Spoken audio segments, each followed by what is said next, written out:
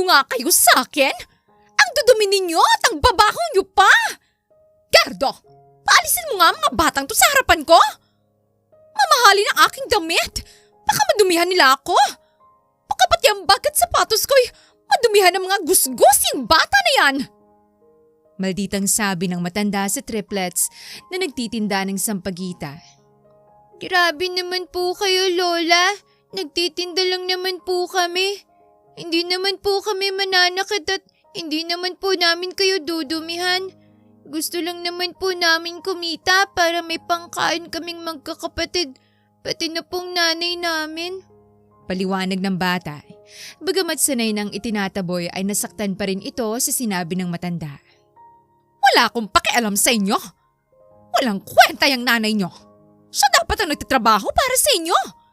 Dapat nag-aaral kayo para naman matuto kayo ng mabuting asal. Mga bastos! Singhal ng matanda. Pero may sakit pong nanay namin. Masipag naman po siya. Hindi lang po niya kayang magtrabaho sa ngayon. Masaya naman po kaming makatulong sa nanay namin. Paliwanag naman na bunso sa triplets. Itong pinakamaliit at pinakapayat sa tatlo. Wala akong pakialam. At huwag niyo akong matawag-tawag na lola. Hindi ko kayo kaano-ano. Baka may makarinig at akalain pang kamag-anak ko kayo. Nakakahiya. Dagdag pa ng matandang mata pobre. Dito na umawat ang bodyguard ng Donya. Umalis na lang kayo mga bata. Kasi iba na lamang kayo magtinda. Hindi naman bibili si Madam sa inyo. Mahinahong sabi ng bodyguard dahil sa tingin naman niya hindi naman mapanganib ang mga bata. Naawa pa nga siya sa mga ito.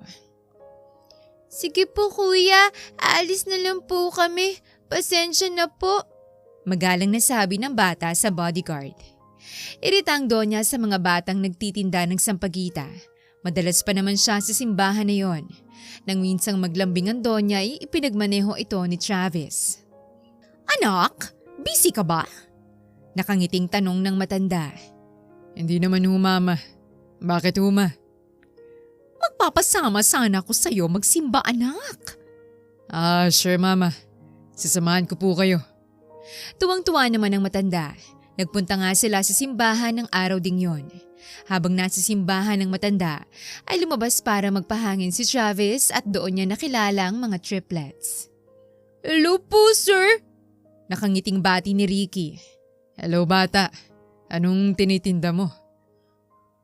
Sampagita po, sir. Bili ka po, sir. Ilang taon ka na? 7 taon na po kami. Kami? Nagtatakang tanong naman ni Travis. May mga kapatid po kasi ako. 7 taon din ang mga kapatid mo? Nagtatakang tanong ng binata. Triplets po kami kasi, sir. Paliwanag ng bibong si Ricky, ang panganay sa 3 magkakapatid na triplets. Umalis ang bata at tinawag ang kanyang mga kapatid. Nagulat si Travis nang makitang magkakamukha nga ang mga bata. Ang cute nyo naman. Madalas akong makakita ng mga kambal. Pero ngayon pa lang ako nakakita ng triplets. Ang cute nyo at ang sisipag pa. Ang babata nyo pa ay nagtitinda na kayo. Salamat po. Pero teka, nag-aaral ba kayo? Usisa ni Travis. Hindi pa po eh. May sakit po kasing nanay namin. Kapag po makaipon kami, mag-aaral din po kami. Hindi pa po kasi kayang magtrabaho ng nanay namin. Paliwanag pa ng bata. Ganun ba? Nahabag naman si Travis sa kwento ng mga bata. Kumuha siya ng 1,000 sa kanyang wallet at iniabot yon sa bata. Eto, sana makatulong. Nako, napakalaki po niyan. Hindi po namin matatanggap. Para sa inyo talaga to. Giit pa ni Travis. Natuwa siya dahil marunong mahiya ang mga bata.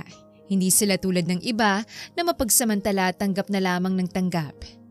Maraming salamat po, sir. Ano nga palang pangalan nyo? Ako po si Ricky.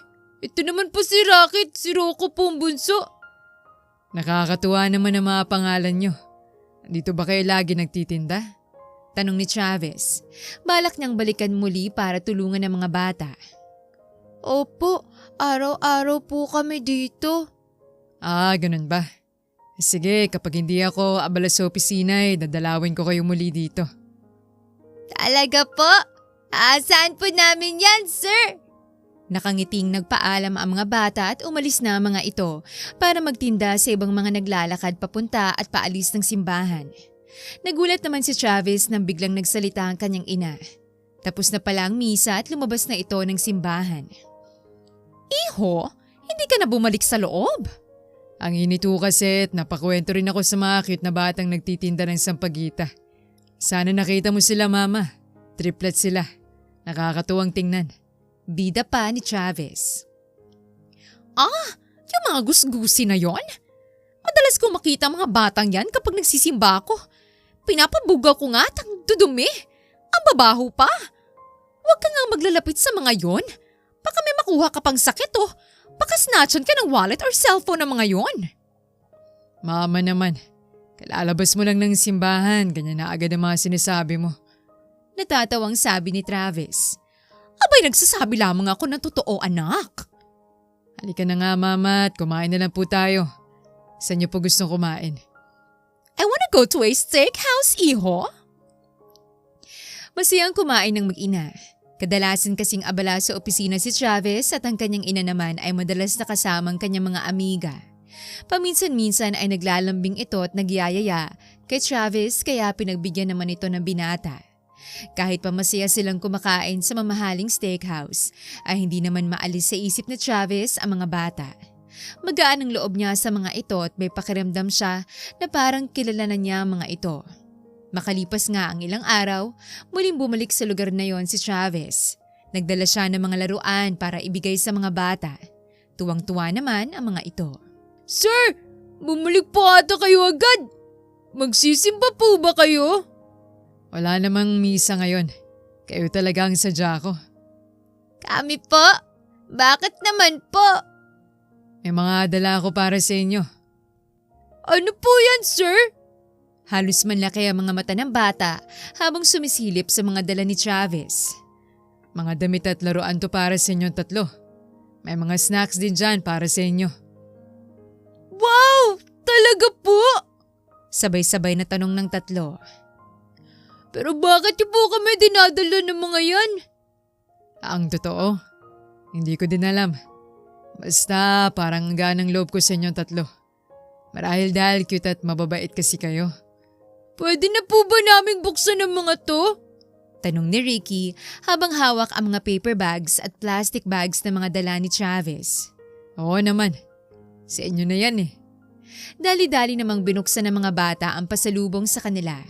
Hindi naman maipaliwanag ni Travis ang saya ng kanyang puso nang makitang hindi magkamayaw ang mga bata sa mga dala niya.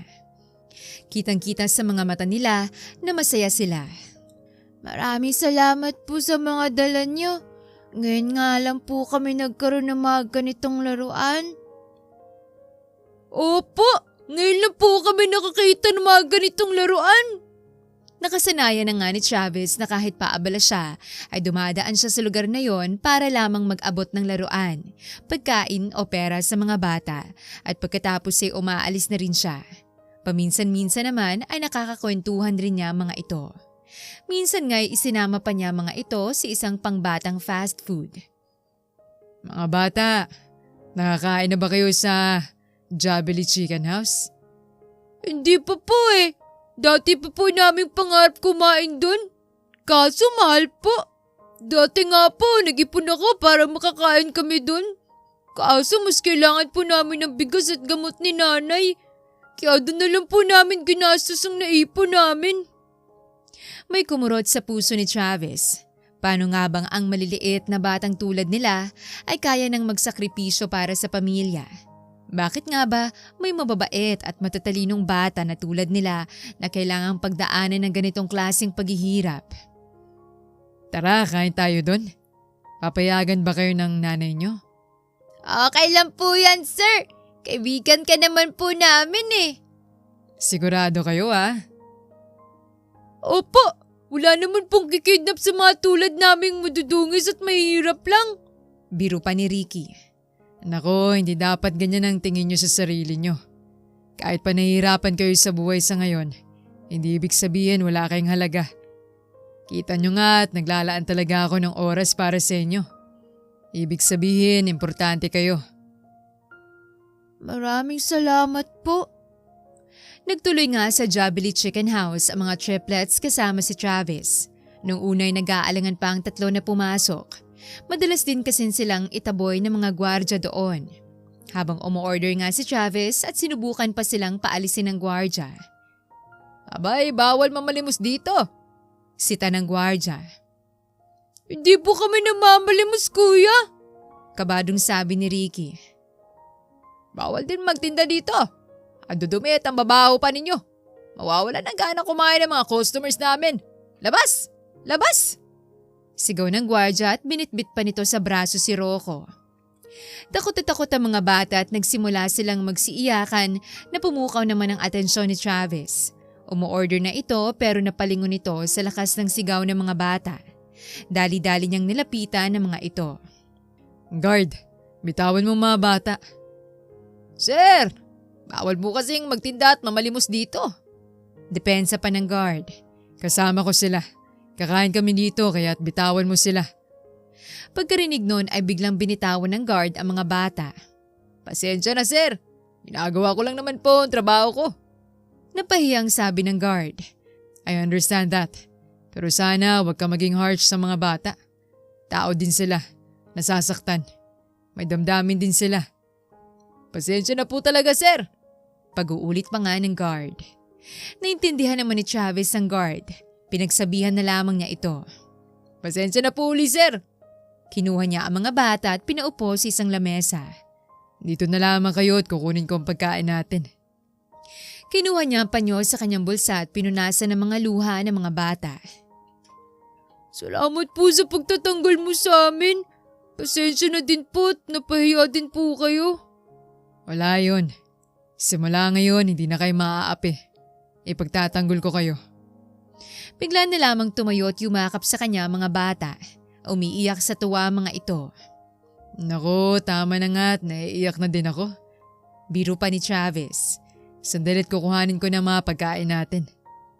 Umalis sandali ang binata at nang bumalik ito ay dala na nitong isang tray ng mga pagkain at may kasunod pa itong crew na may dala ring tray ng pagkain.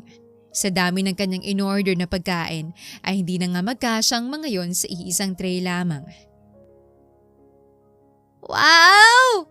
Halos matulala naman ang mga bata sa gulat nang makita ng mga ito mga pagkaing laman ng tray. Inaayos ng crew ang mga pagkain at titig na titig naman ang mga ito.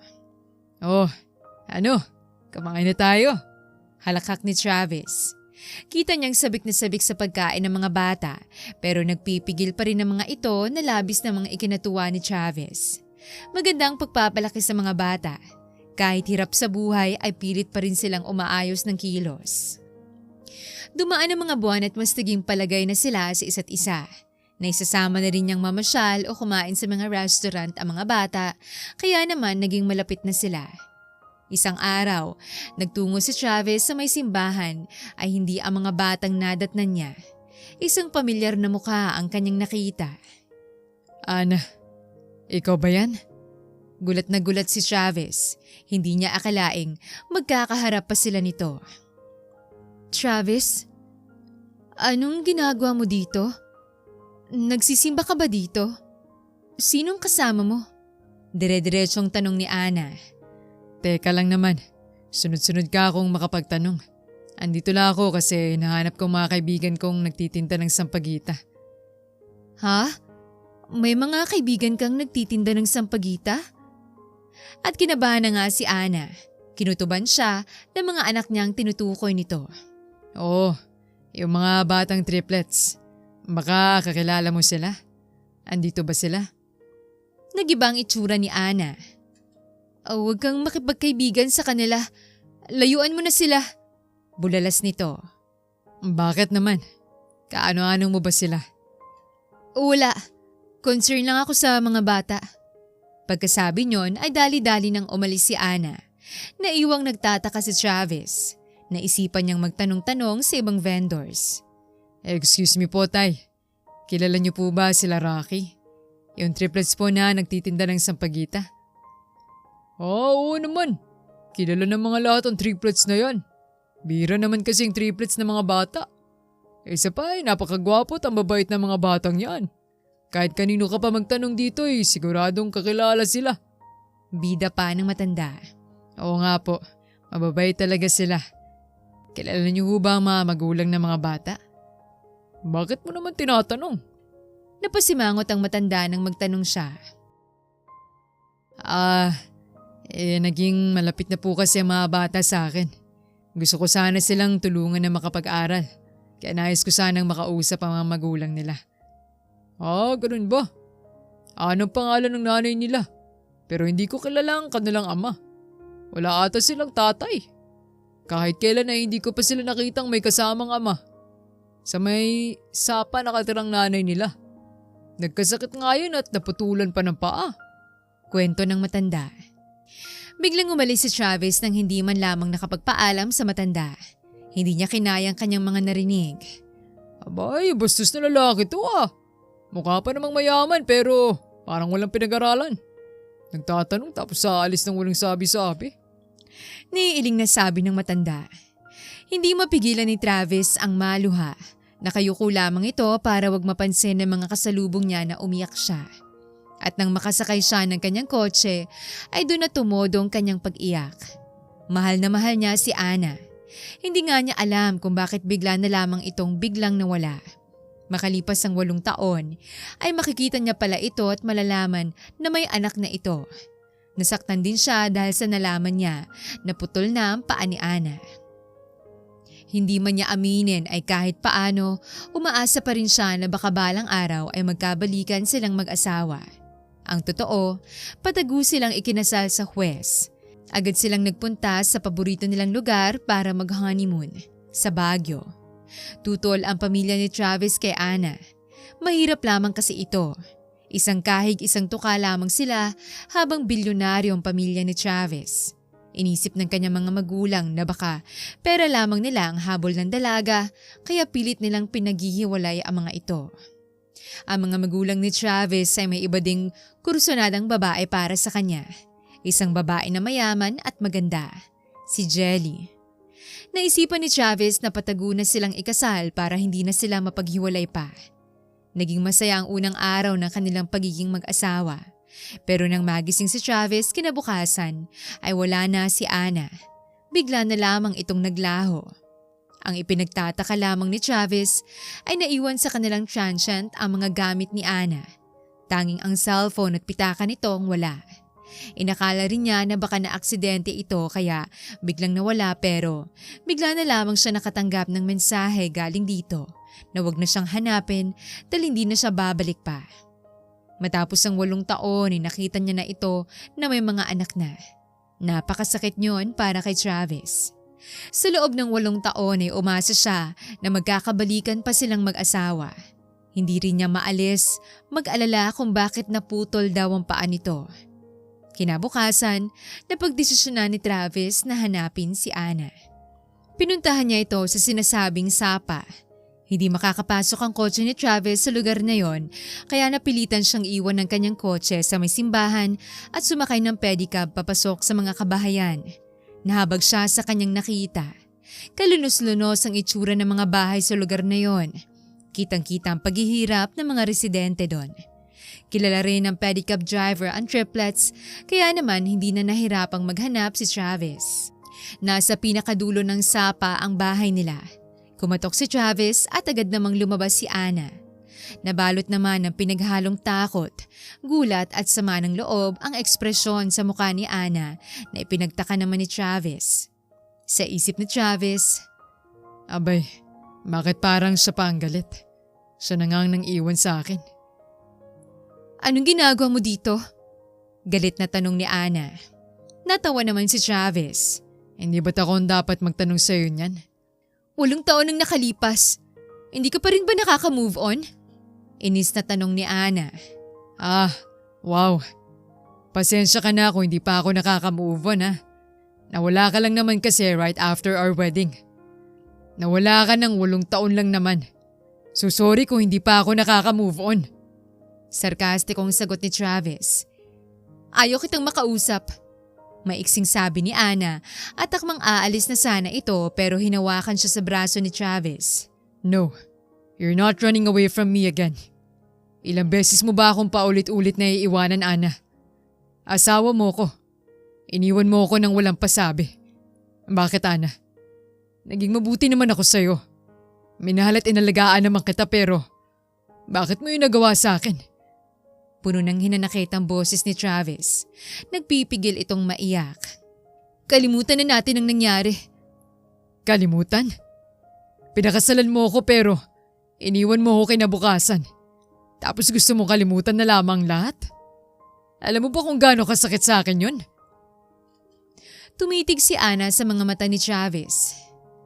Walang araw na hindi ko naisip kung gaano ka nasasaktan. Walang araw na hindi ako nasaktan na hindi ko maaring makasamang taong pinakamamahal ko. At nagsimula na ngang umiyak si Ana. What do you mean, Ana? Napalitan ng habag ang galit na nararamdaman ni Travis. Nung umaga pagkatapos nating ikasal, gusto sana kitang surpresahin. Gusto kitang ipagluto ng paborito mong pastil. Kaya lumabas ako para pumunta sa palengke. Hindi pa ako nakakalayo nang may tumigil na van at isinakay ako ng mga lalaking nakamaskara. Dinala nila ako sa masukal na parte ng Baguio. Pinagbantaan nila ako na may masamang mangyayari sa akin kapag nakapagkita pa ako sa'yo. Makalipas ng ilang oras, inilipat nila ako sa isang maliit na bahay. Bakit hindi mo sinabi sa akin? Kaya naman kitang protektahan. Binala ko ring lumapit sa'yo. Nagtago lamang ako ng ilang buwan sa pag-aakalang titigilan na nila ako. Ginusto ko ring sabihin sa'yo pero bago pa ako makapunta sa inyo, nalaman ko na buntis pala ako. Nalaman din ng mga nagpadukot sa akin na buntis ako. Binalikan nila ako at binantaan ako na may mangyayaring masama sa pinagbubuntis ko kung magsusumbong ako. Hindi ko kayang isugal ang buhay ng anak ko kaya nagpakalayo-layo na lamang ako. Patawarin mo ko, Travis. Minahal kita pero mas kailangan kong isaalang-alang ang buhay ng mga bata. Madamdaming kwento ni Ana. Pero sinong nagpadukot sa'yo? Tanong ni Travis. Hindi ko rin alam at ayokong magbintang dahil wala naman akong ebidensya. At hindi ko rin naman mapapatunayan pero isipin mo na lamang kung sino bang taong sukdol hanggang langit ang pagtutol sa ating pagmamahalan. Makabuluhang tanong ni Ana. Ang mama? Bulong ni Travis. Yumuko si Ana.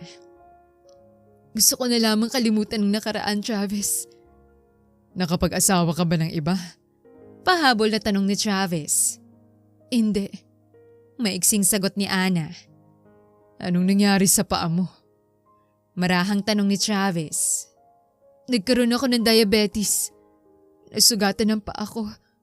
Hindi na ito gumaling at lumala lamang ng lumala hanggang sa magdesisyon na mga doktor na putulin ng aking paa. Sana hinanap mo ko. Alam mong matutulungan kita. Alam ko pero mas gusto ko ng tahimik na buhay na malayo sa inyo. Sa amin? Sinong tinutukoy mo, Ana? Gulat na tanong ni Travis.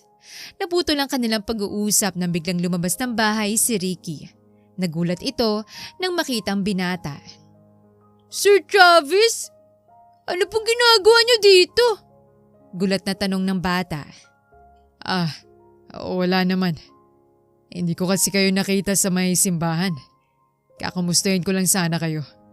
May pinuntahan din kasi ako sa malapit dito kaya dumaan na rin ako sa bahay niyo.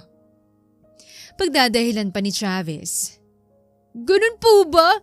Hindi po kami pinayagan ni nanay na magtinda eh. Pasok po kayo, sir. Ipaghahanda ko po kayo ng merienda.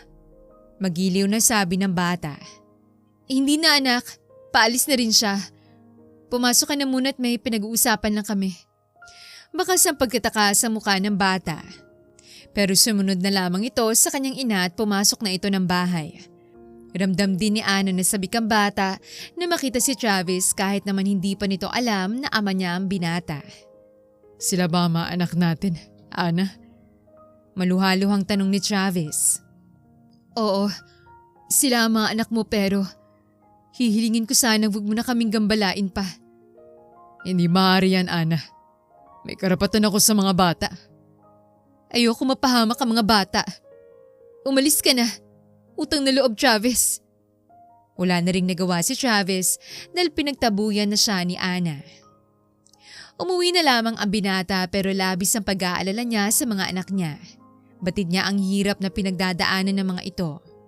Makalipas ang 2 araw ay muling bumalik si Travis sa bahay ng triplets. Oh, bakit andito ka na naman? Bungad ni Ana nang makita si Travis sa may pintuan ng kanilang barong-barong. May dala akong merienda. May pinuntahan akong kaibigan malapit dito kaya naisipan kong dumaan na rin dito. May kakilala kang nakatira sa squatters area? Natatawang tanong ni Ana at hindi na nakasagot si Travis dahil dumating na ang triplets. Sir, andito ka po uli? Tanong ni Ricky. Ano po yan dala nyo? Usisa naman ni Rocky. Nagdala ako ng pasta, pizza at fried chicken. Nakangiting sabi ni Travis. Wow, ang sarap! Sabay-sabay na sigaw ng mga bata at hila-hila nila si Travis papasok ng bahay. Masayang kumain ng mga bata. Ana, malapit na pala ang kaarawan ko. Gusto ko sana kayong imbitahan ng mga bata. Imbitahan saan? Gusto ko sana silang ipasyal. Saan ba nila gustong pumunta? Kasama bang mama mo? Ang totoo niyan ay hindi ko sinasabi kay mama na nakita na tayo. Mas kampante naman ako na hindi nga niya alam. At sana, huwag na lamang niyang malaman. Makakaasa ka. Hindi ko sasabihin sa kanya. Saan mo ba balak pumunta? Kahit saan. Basta kasama kayo ng mga bata. Kayo, saan niyo ba gustong pumunta? Kung may kaarawan, dapat dun sa gusto mo? Masaya ako kapag masaya kayo. Sa zoo kaya? Hindi pa nakakapunta ang mga bata sa zoo? Sige, magpunta tayo sa zoo tapos magpunta tayo sa mall. Ipamimili ko ang mga bata. Dumating nga ang araw ng kaarawan ni Travis. Natuloy silang magpunta sa zoo. Hindi pa kasi nakakapunta ang mga bata sa zoo at mahilig ang mga ito sa mga iba't ibang mga hayop. Tuwang-tuwa ang mga bata na nasa zoo na sila. Pinuntahan nila ang mga paborito nilang hayop tulad ng unggoy, crocodile at elepante. Masaya silang namamasyal na bigla na lamang matigilan ang mga bata. Bakit po nakalabas yung lion? Tanong ni Ricky. Asan? Baka estatwa o mascot lang yun. Kaswal na sagot ni Travis. Hindi po estatwa. Gumagalo po eh. Anak, hindi magandang biro yan ah. Sita ni Ana sa kanyang anak. Hindi po ako nagbibiro. Natatakot na nga po ako. Sinasabayan po niya tayo sa paglalakad eh. Halos maiyak na si Ricky. Lumingalinga si Travis at nakita niya sa mapunong parte ng zoo na meron ngang leon na sumasabay sa kanilang paglalakad. Tumigil din yon nang tumigil sila sa paglalakad. Ngayon ay halos nagkakatitigan na sila ng leon. Leon nga, Ana. Hawakan mo mga bata. Make sure hindi sila mag-iingay o kikilos na magaslaw. Huwag mo silang pababayaang tumakbo papalayo. Hindi sila mananalo sa bilis niyan.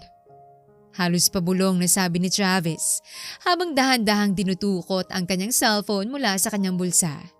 Nagpadala siya ng text message sa kanyang driver para humingi ito ng tulong mula sa pamunuan ng zoo. Dahan-dahan ding inabot ni Travis ang kahoy na mop na malapit sa kinatatayuan nila. Sa tingin niya ay naiwan yun ng janitor na naglilinis doon. Ilang sandali pa ay dahan-dahan ang lumapit ang leon sa mag-anak. Ihinarang ni Travis ang kanyang katawan kay Ana at sa mga bata. He made sure na hindi masasaktan ng mga ito at dadaan munang leon sa kanya bago pa makalapit sa mga bata. Gamit ang kahoy na mop ay pilit itinataboy ni Travis ang leon pero nagiging agresibo na ito. Nakaharap pa rin sa leon si Travis pero nagbili na siya kila Ana. Makinig kayong mabuti sa akin. Nararamdaman kong nagiging agresibo na tong leon. Kahit anong oras ay susunggab na to. Kapag sinunggaban na niya ako, Tumakbo kayo ng mabilis na mabilis. Nanginginig ang boses ni Travis. Natatakot na din siya pero mas iniisip niya ang kaligtasan ng mag-iina. Hindi ka namin iiwan. Pagtanggi pa ni Ana. Pare-pareho tayong kakainin ng leon na to kapag hindi kayo umalis. Iligtas mo mga bata.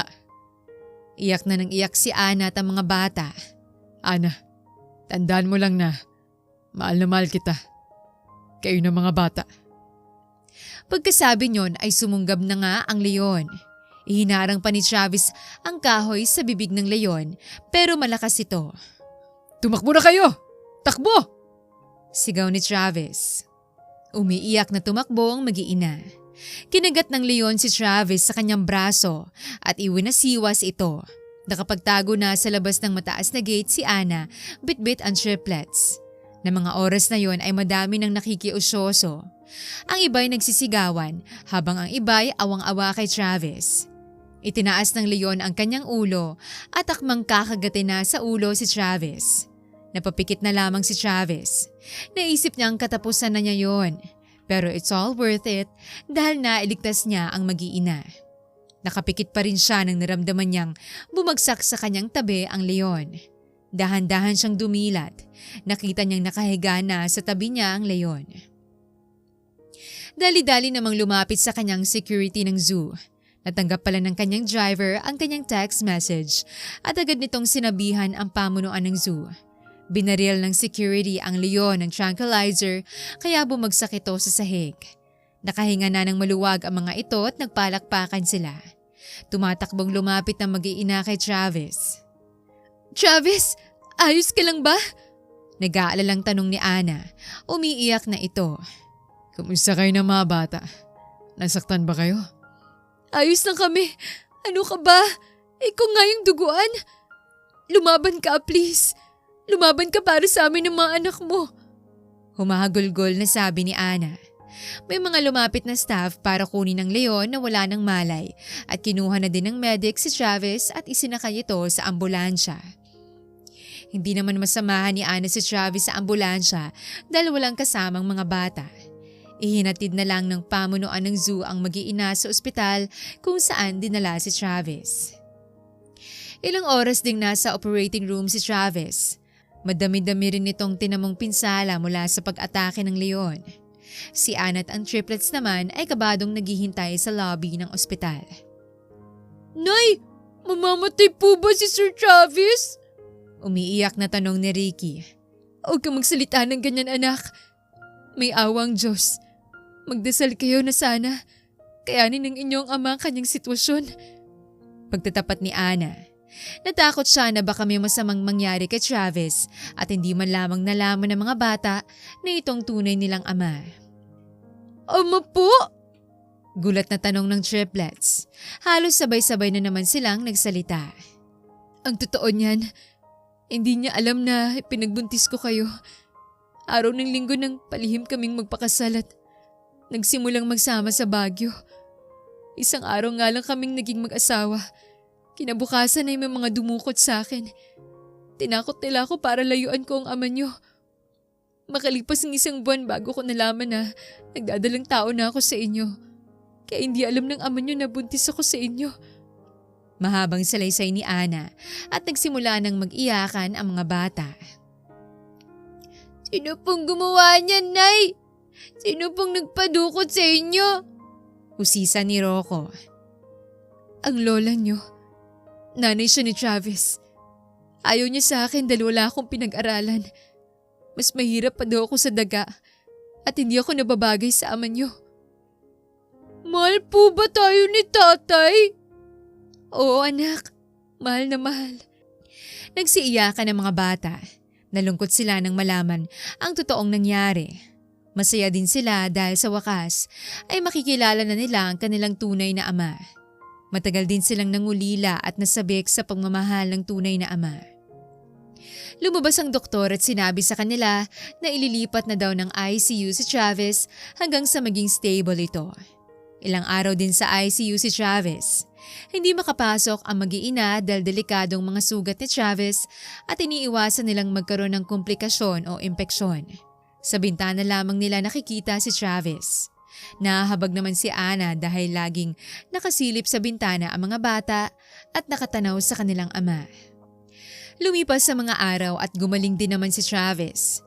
Nang magising ang binatay, nasa kwarto na siya. Buti naman nagising ka na. Iniintay ka ng mga anak mo.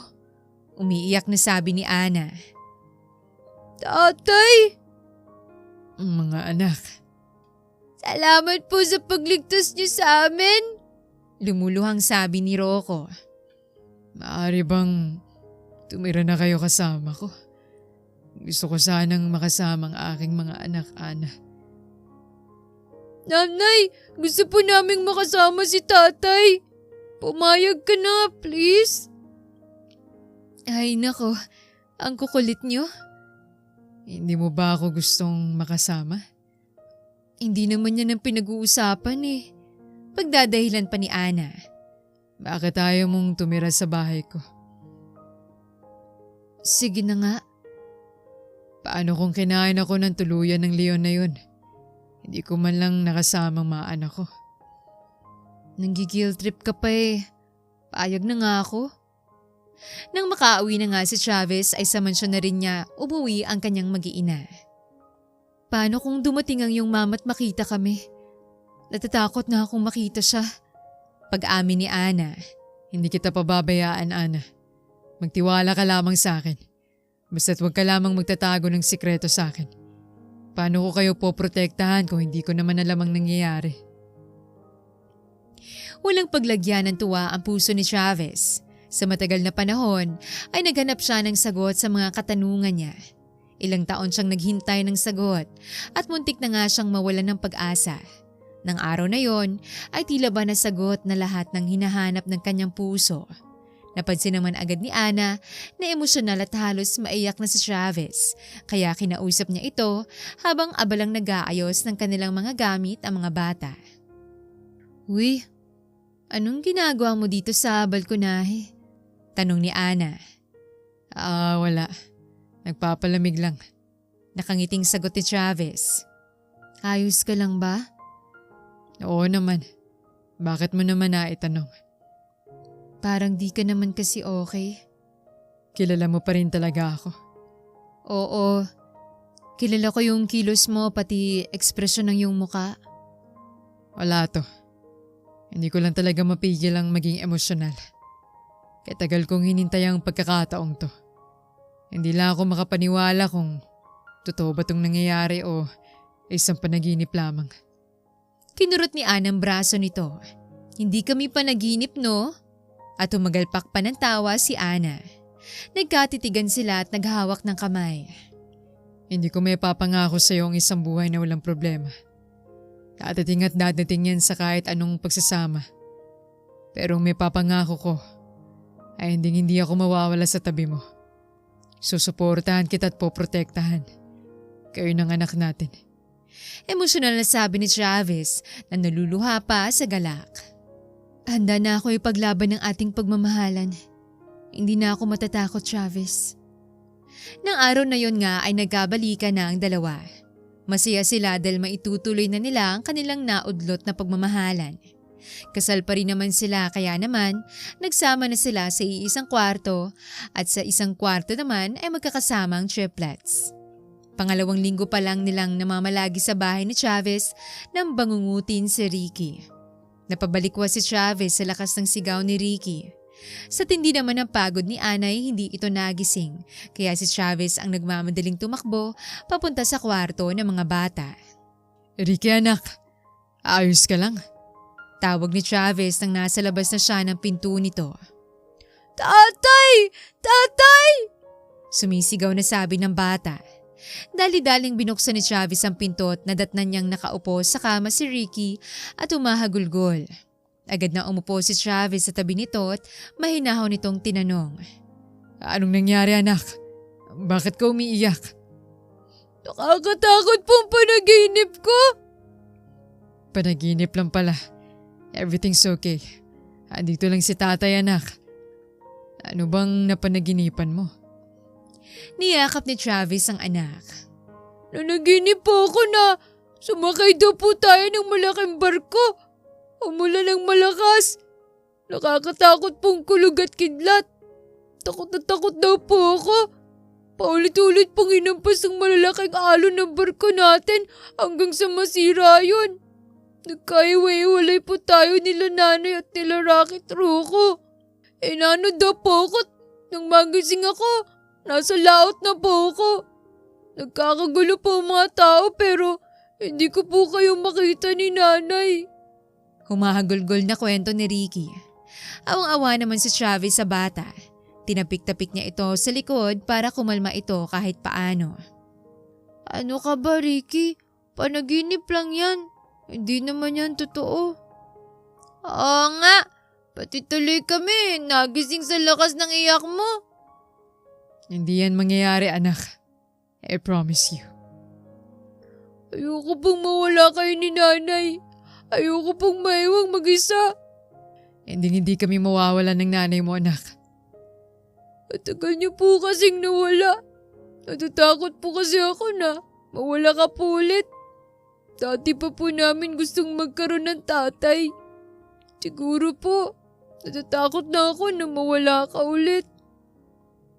I'm staying for good. Hindi ako mawawala sa inyong magkakapatid at sa nanay niyo. Pwede po ba, tay? Sa tabi mo na lang ako matulog. Oo naman. Natatawang sabi ni Travis. Andaya, gusto rin naming tumabi kay tatay at nanay. Bakit?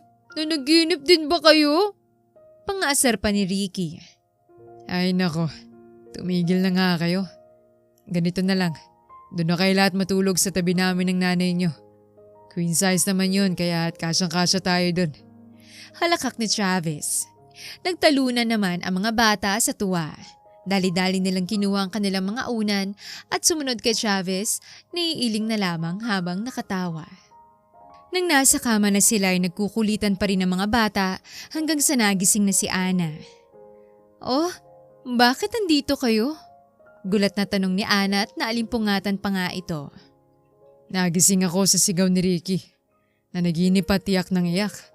Nanaginip daw siya na nagkahiwa-hiwalay tayo sa barko.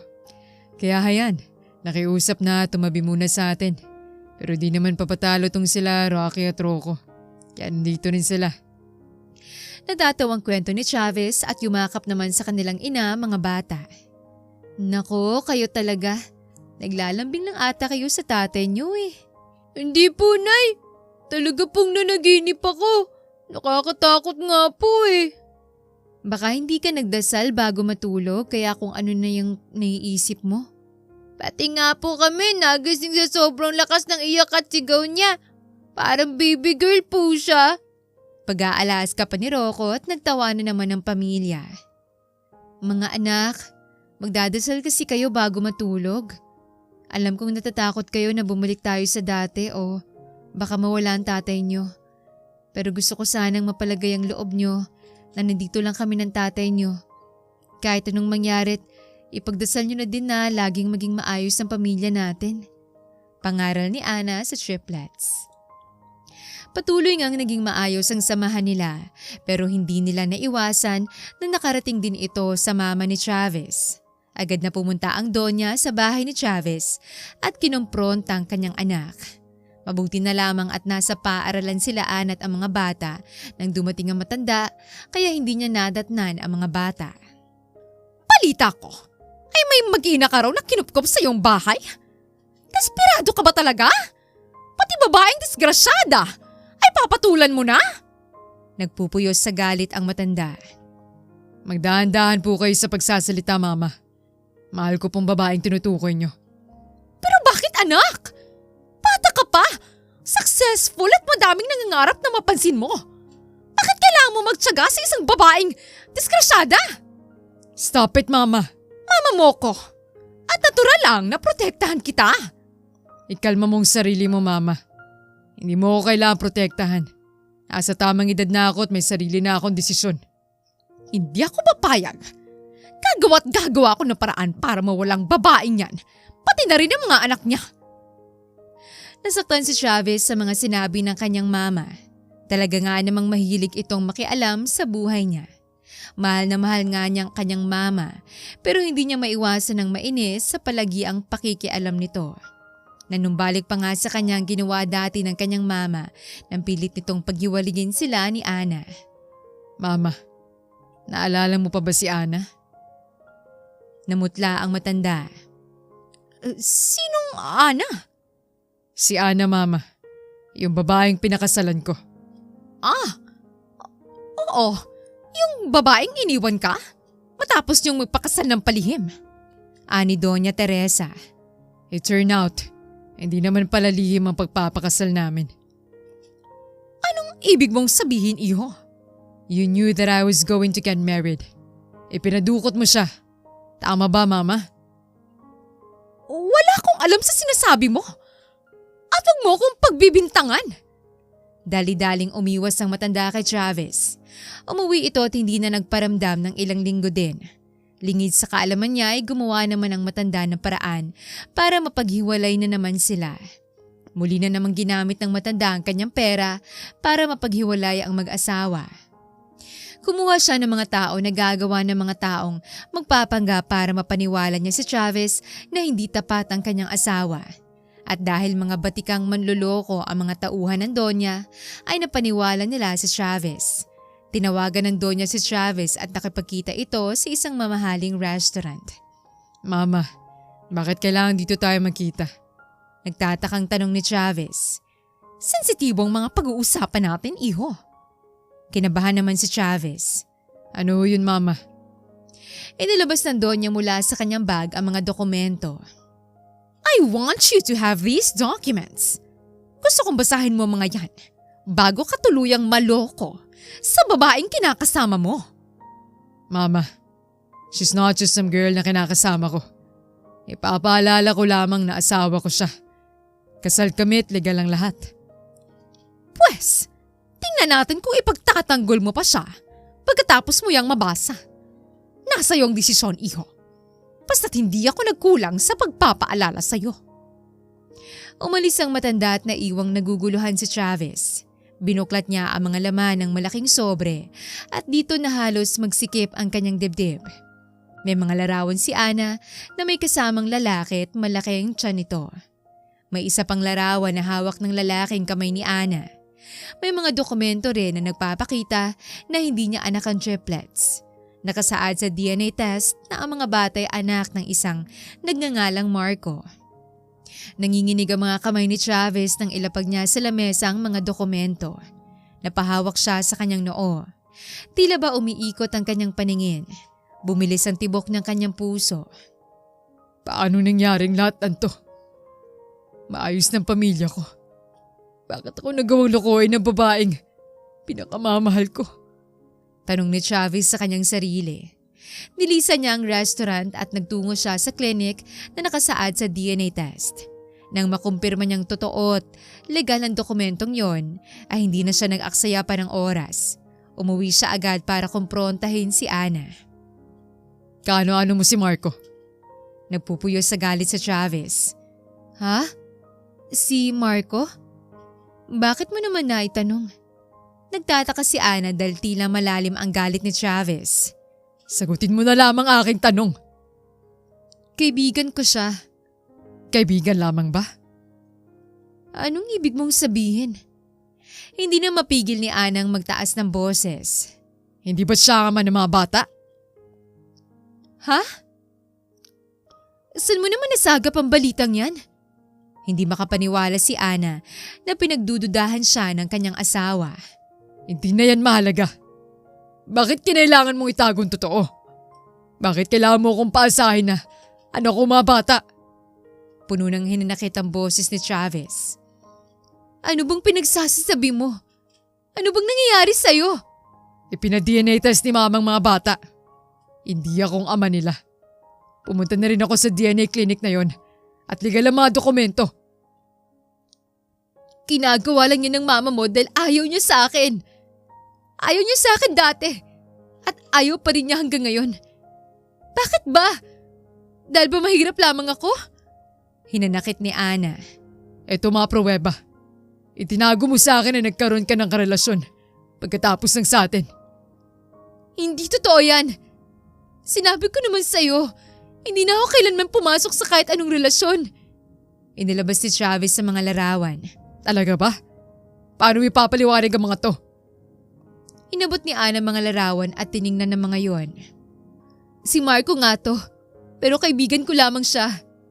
Totoong umamin siya dati sa akin na meron siyang pagtingin sa akin. Pero alam niya na kaibigan lamang ang tingin ko sa kanya. Malinaw sa kanya yon. At imposibleng anak niya mga bata. 5 buwan ang tiyan ko nang makilala ko siya. Inalalayan at tinulungan niya ako pero wala siyang hininging kapalit kailanman. Mahabang paliwanag ni Ana. Patunayan mo. Iharap mo sa akin ang lalaking yan. Hindi ko na alam kung nasan siya. Pagdadahilan ba yan? Pagdadahilan ba yan? Hindi mo siya mayarap sa akin dahil alam mong malalaman kung totoo. Puro ka pagdududa. Nakakasakit na ang mga sinasabi mo.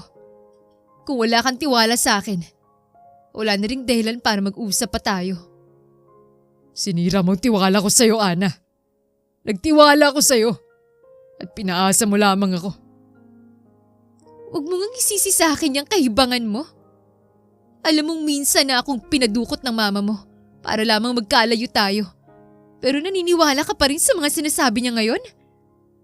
Abay, maliwanag na wala kang tiwala sa akin. Wala na nga hantong-hantong relasyon na to. Tapusin na lamang natin to. Hindi na rin kita gustong makita pa. Masamang-masama ang loob ni Travis. Pakiramdam niya ay pinaghigantihan lamang siya ni Ana dahil sa ginawa ng kanyang mama.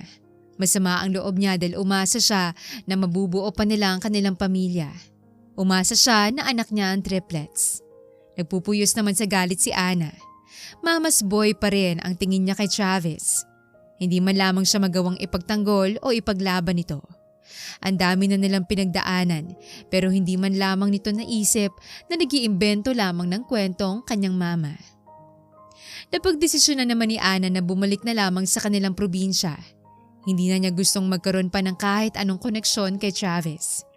Nag-empake siya ng mga gamit nila ng triplets at nagtungo sa bus station para umuwi sa kanilang probinsya.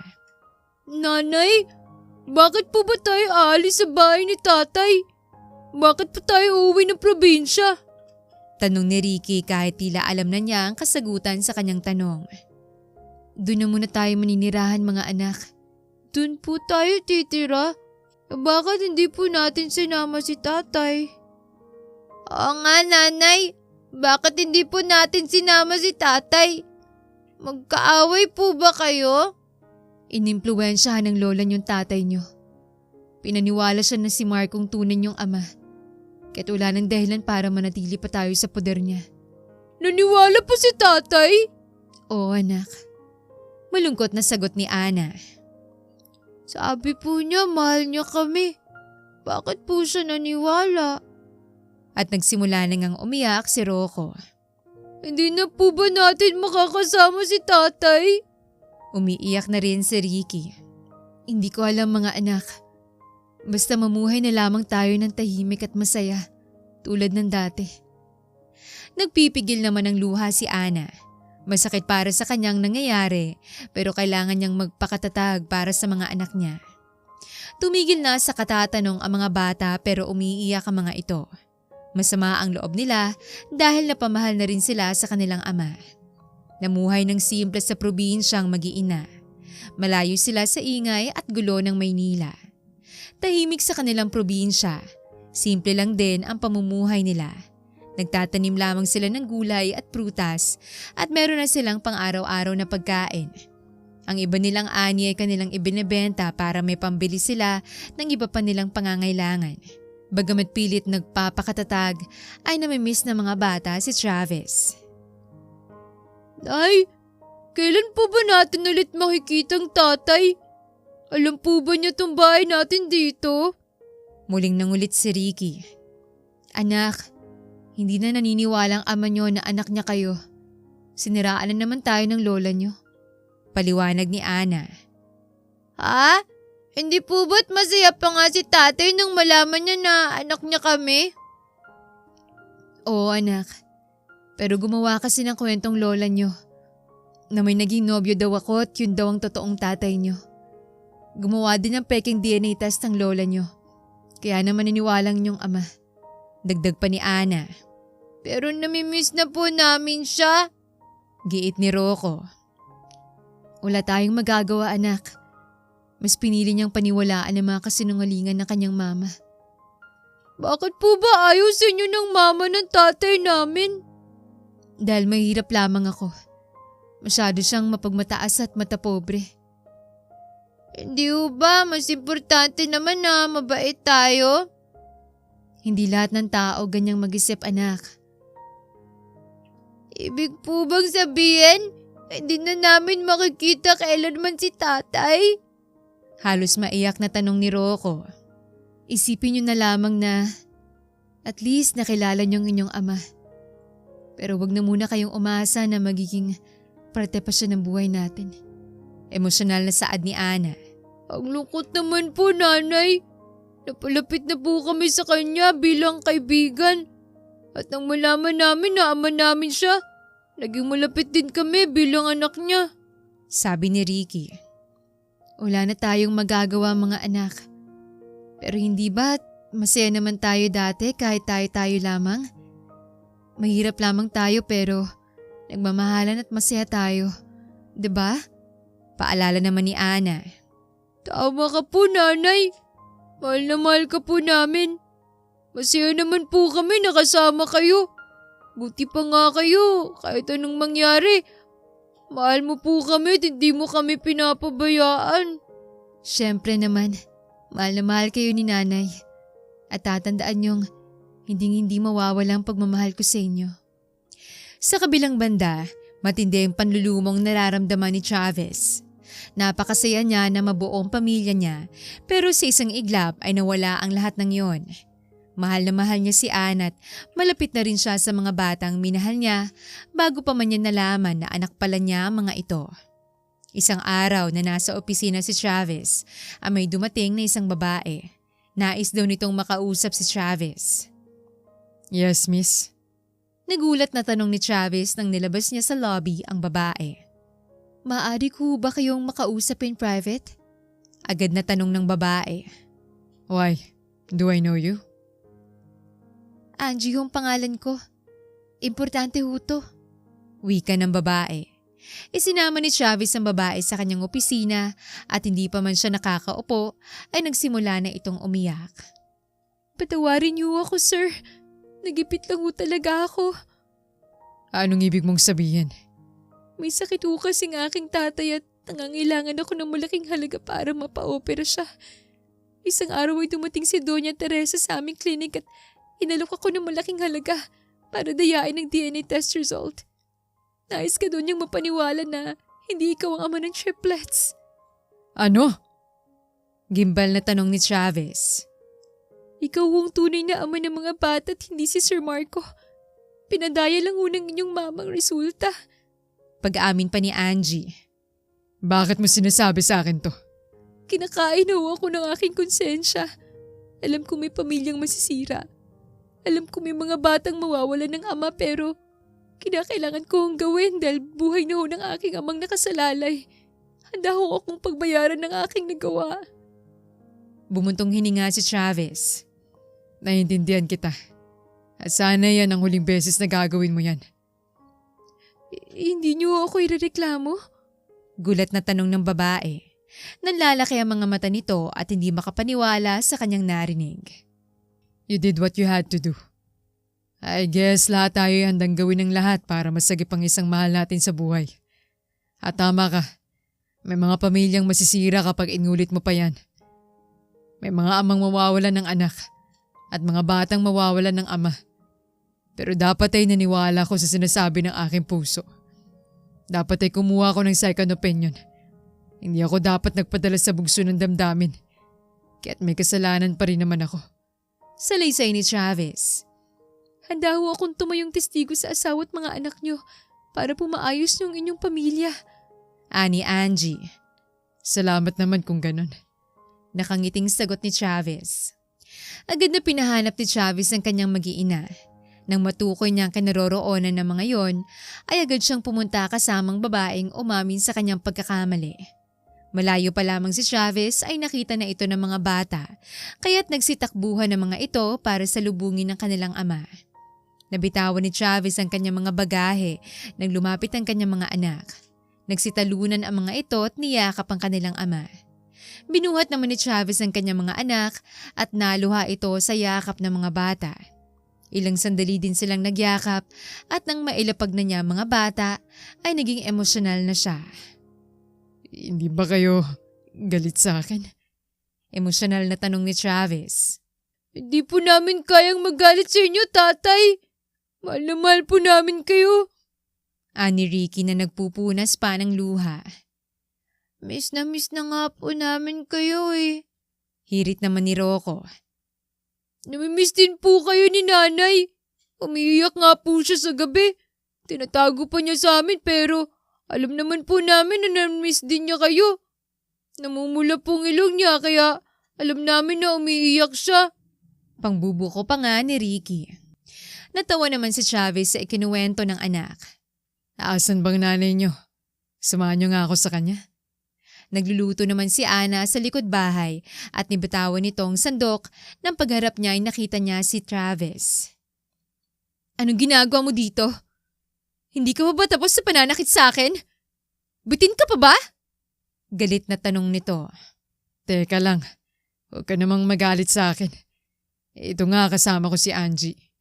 Natatawang sabi ni Travis at itinaas pa nito mga kamay na tila ba sumusurrender kay Ana. At nagdala ka pa ng babae mo dito? Singhal ni Ana. Aba, hindi ko siya nobya. Siyang magpapatunay na wala akong kasalanan. Depensa ni Travis.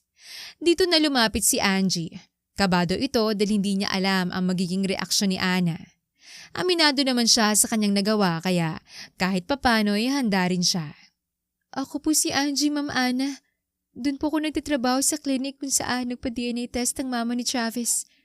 Nasa bingit po ng kamatayan ng aking ama kaya tinanggap kong suhol ni Doña Teresa para gawan ng paraan na mapaniwala kayo na hindi anak ni Sir ang triplets. May dalang mga hibla ng buhok si Doña.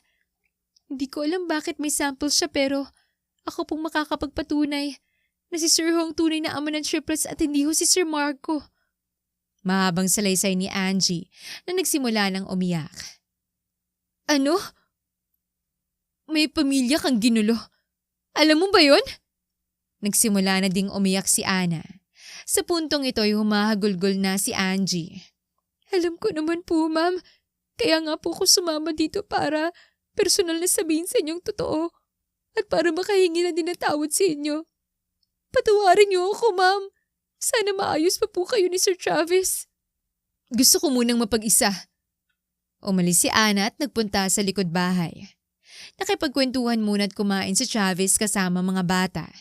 Matagal-tagal din naman silang hindi nakita kaya't sabik sila sa isa't isa.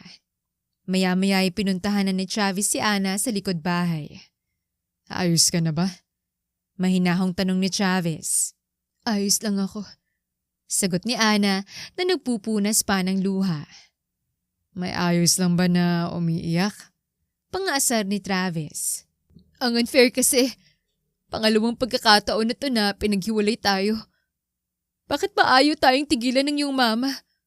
Ano bang naging kasalanan ko sa kanya? May mga anak na tayo. Hindi pa rin ba siya titigil?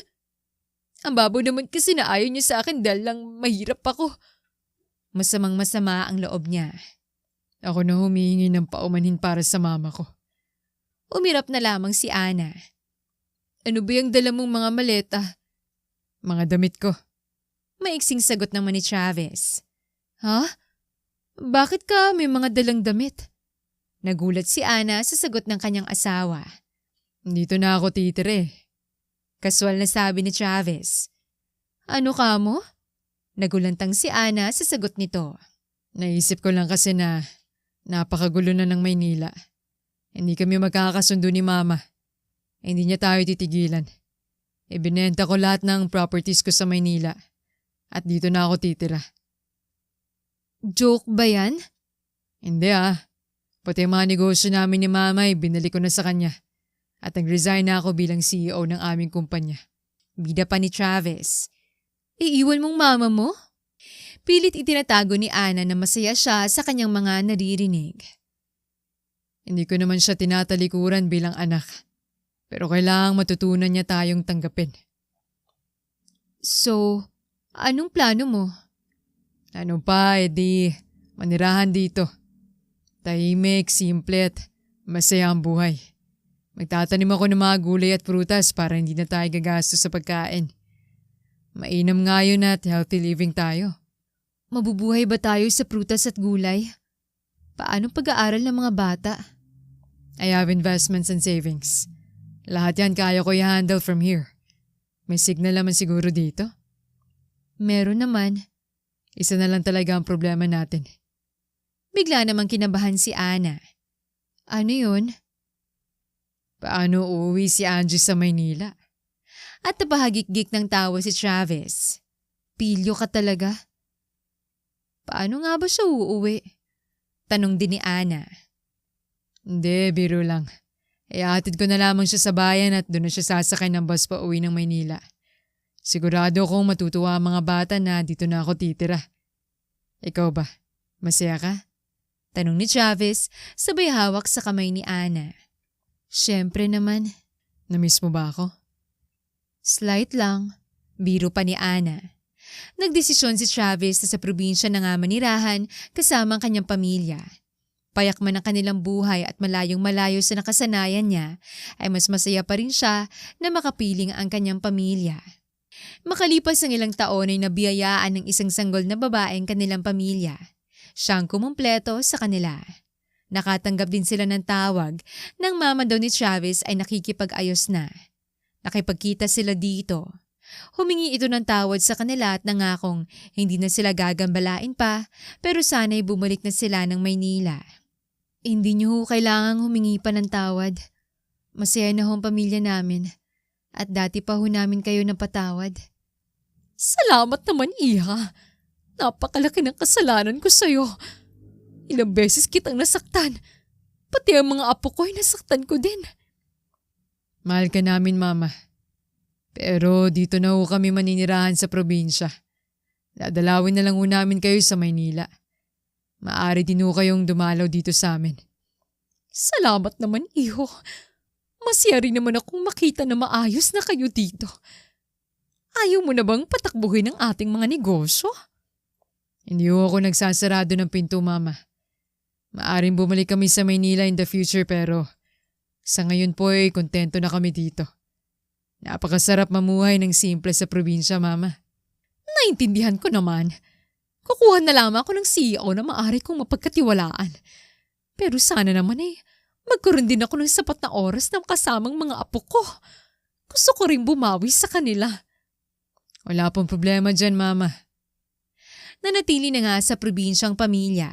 Bumili si Travis ng sarili niyang lupain at pinatayuan niya yon ng bahay. Nagkaroon din siya ng sariling taniman ng gulay at prutas. Napakarami nilang pinagdaanan. Dumating nga sa punto na hindi na nila akalaing magkikita pa silang muli, pero sa bandang huli ay naging masaya pa rin sila. Nabuo pa rin nila ang pamilyang pinapangarap nila.